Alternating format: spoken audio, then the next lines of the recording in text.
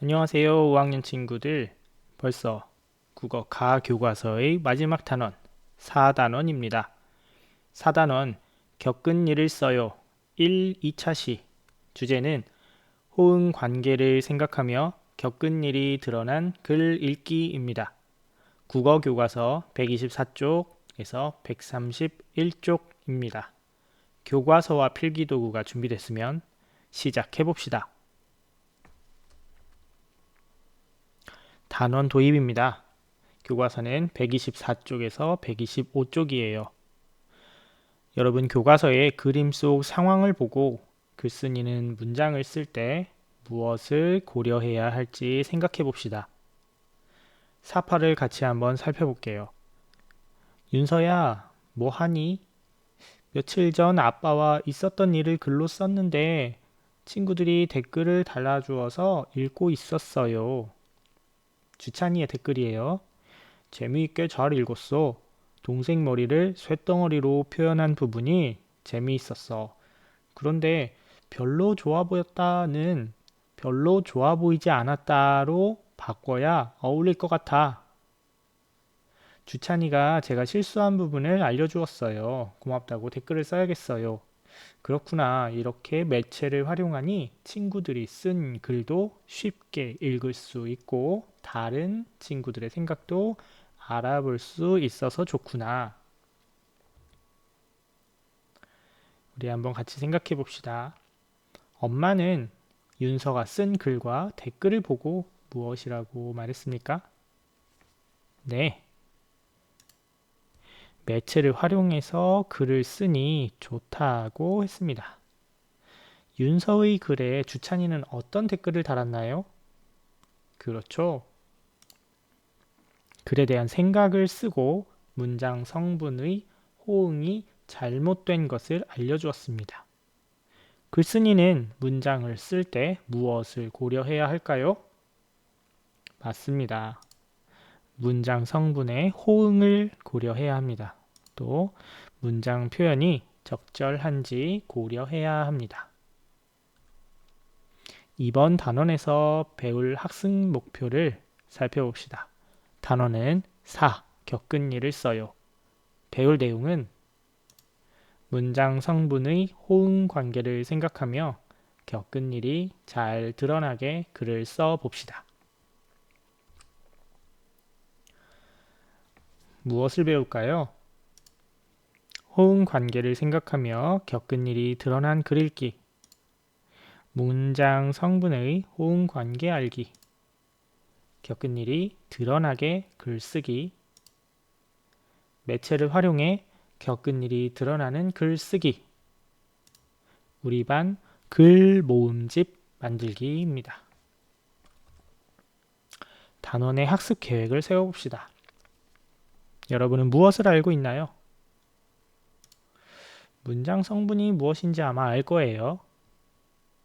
문장 성분은 주어, 목적어, 서술어 등을 문장 성분이라고 해요. 무엇을 알고 싶나요?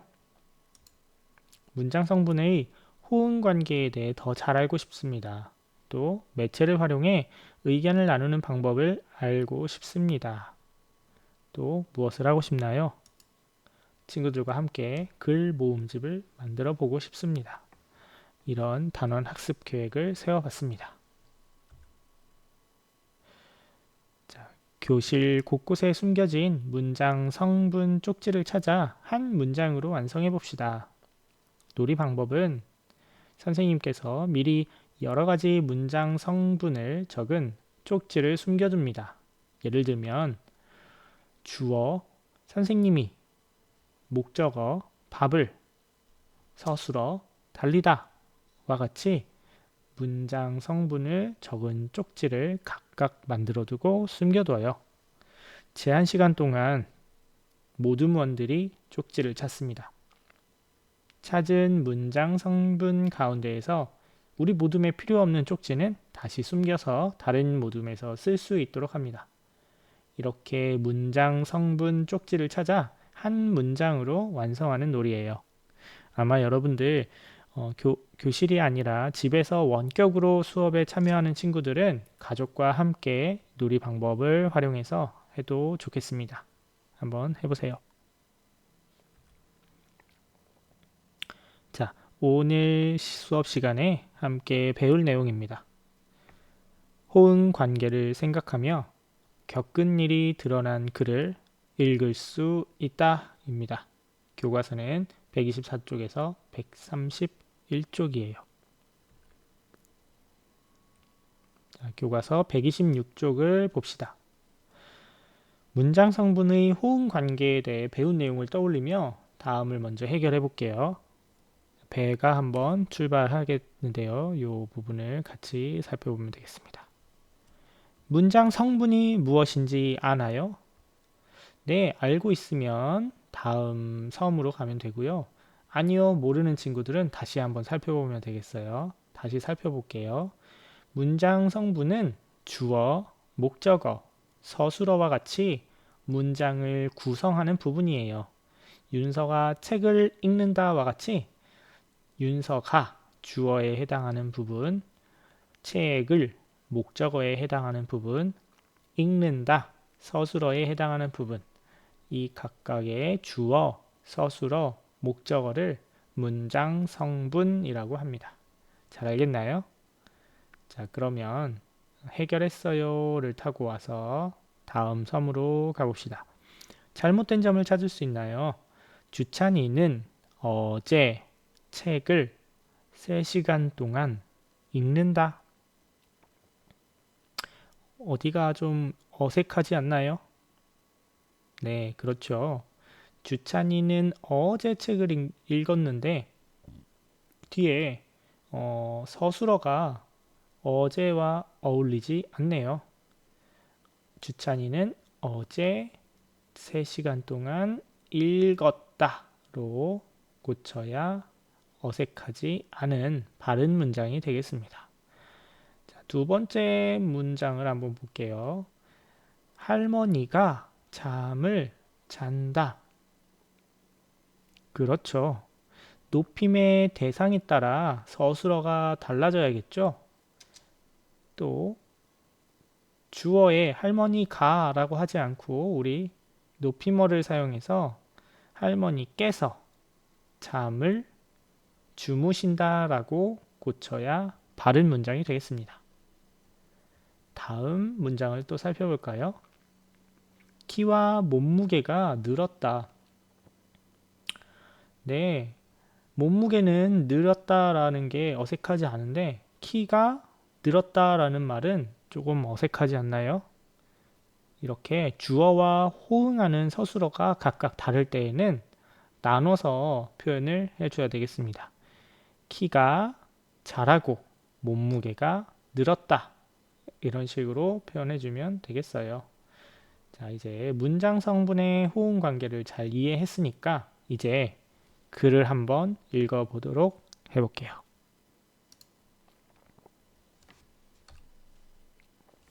윤선에 반해서는 글 모음집을 만들기로 했습니다.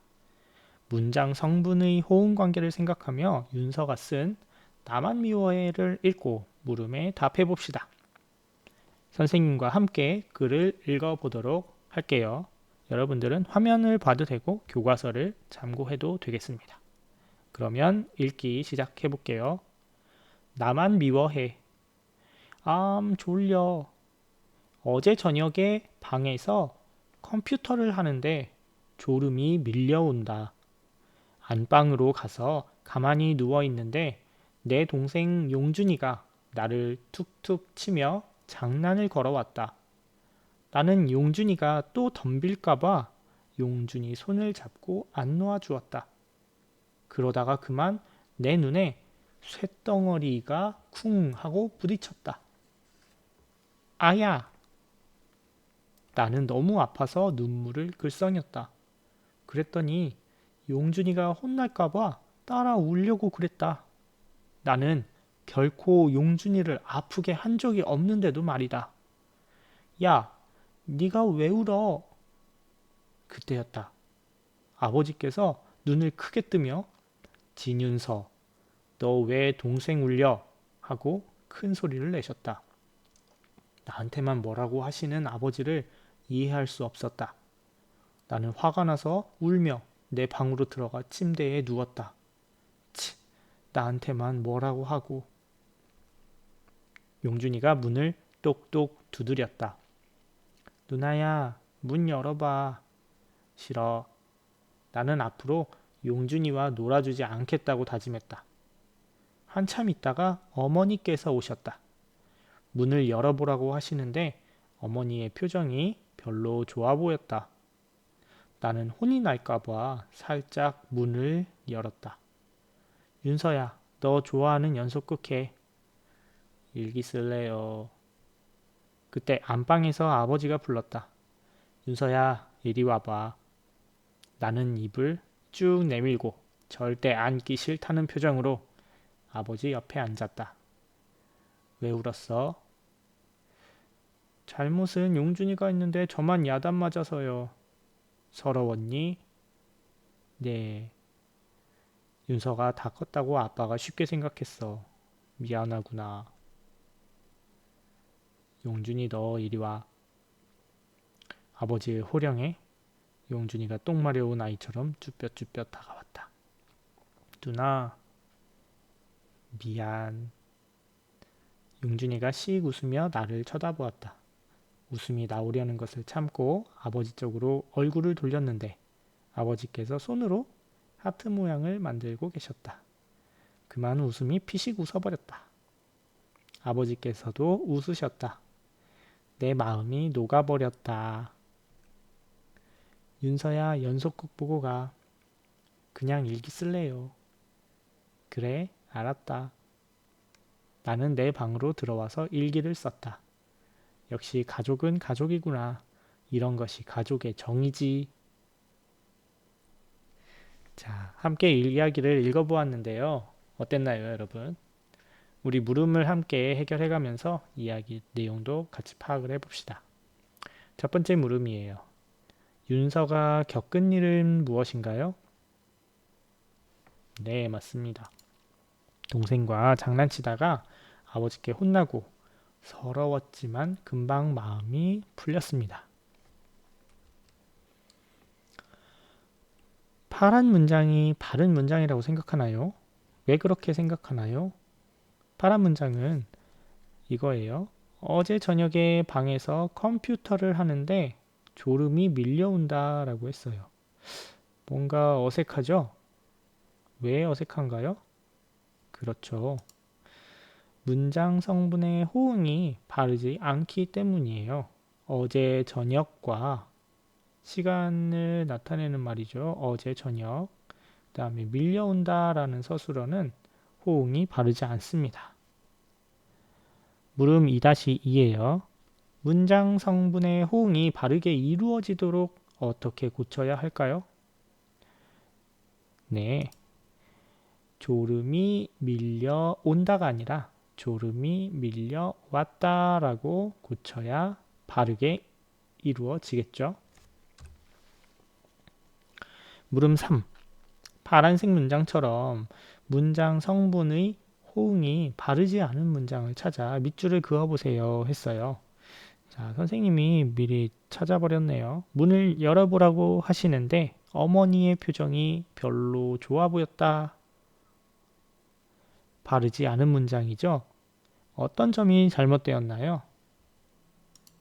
네, 별로와 좋아 보였다라는 서술어가 어울리지 않습니다. 그러면 바르게 고치면 별로 좋아 보이지 않았다라고 고칠 수 있겠네요. 그때 안방에서 아버지가 불렀다. 여러분도 이 문장 같이 찾아봤죠? 어떤 점이 잘못되었나요? 그렇죠. 높임의 대상에 따른 서술어가 잘못되었죠. 그럼 어떻게 고치면 될까요? 아버지께서 부르셨다 라고 고치면 되겠네요. 여러분도 이 문장 찾아봤어요? 그만 웃음이 피식 웃어버렸다. 또 같은 문장인데요. 두 번 쓴 이유는 두 가지로 고쳐보려고 합니다. 어떤 점이 잘못되었나요?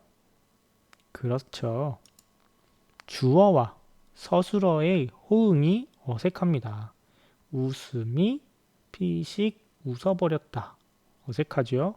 바르게 한번 고쳐보면 그만 웃음이 나서 피식 웃어버렸다. 또는 그만 나는 피식 웃어버렸다. 이렇게 주어를 아예 고쳐버린 거예요. 그만 나는 피식 웃어버렸다. 물음 4. 문장 성분의 호응이 바르게 이루어지도록 글을 써야 하는 까닭은 무엇일까요? 네, 그렇습니다. 문장의 뜻을 바르게 이해할 수 있기 때문이에요. 윤서가 글을 쓰면서 생각한 내용을 살펴보며 글쓰기 과정을 알아봅시다. 물음 1. 경험이 드러나는 글을 써본 적이 있나요? 어떤 과정으로 글을 썼나요? 여러분, 어떤 과정으로 글을 썼습니까? 1학기 때 겪은 일을 글로 써본 적이 있나요? 글짓기 대회에서 겪었던 일을 글로 써본 적이 있나요? 물음입니다. 다음은 윤서가 나만 미워해를 쓰면서 생각한 내용이에요. 어떤 생각을 했는지 자신의 경험과 비교하며 살펴보고 글쓰기 과정에서 어느 단계에 해당하는지 정리해 보세요. 먼저 계획하기는 글을 쓸 준비를 하는 단계입니다. 시나 동화보다는 내 경험이 잘 드러난 글을 쓰는 것이 좋겠어. 내 글을 읽을 사람은 선생님, 부모님, 친구들 누구로 할까? 쉽고 재미있게 읽을 수 있는 글을 쓰고 싶어. 이렇게 계획하기 단계.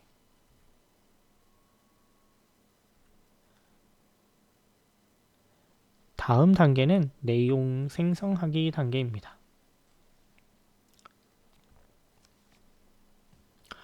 친구들은 어떤 내용을 쓰려고 하는지 이야기해 봐야지. 내가 요즘 어떤 일을 겪었지? 부모님께서도 읽으실 테니 우리 가족과 있었던 일을 써볼까? 이렇게 내용 생성하기 단계에서는 쓸 내용을 떠올리는 단계입니다.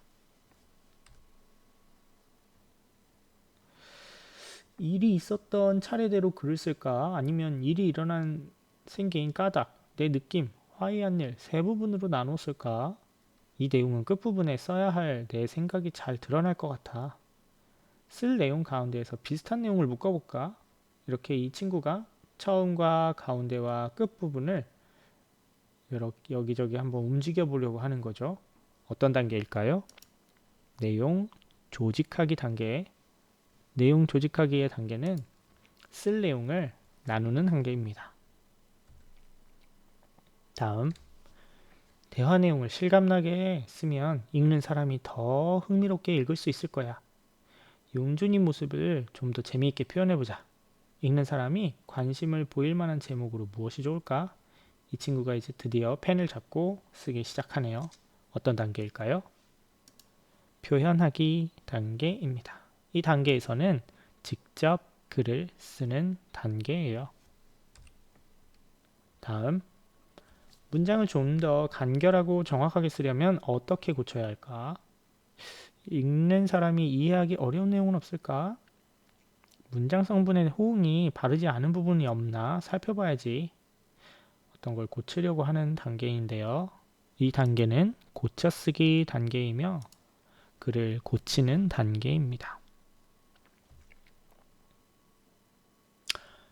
자, 배운 내용을 정리해 봅시다. 겪은 일이 드러나게 글을 쓰는 과정.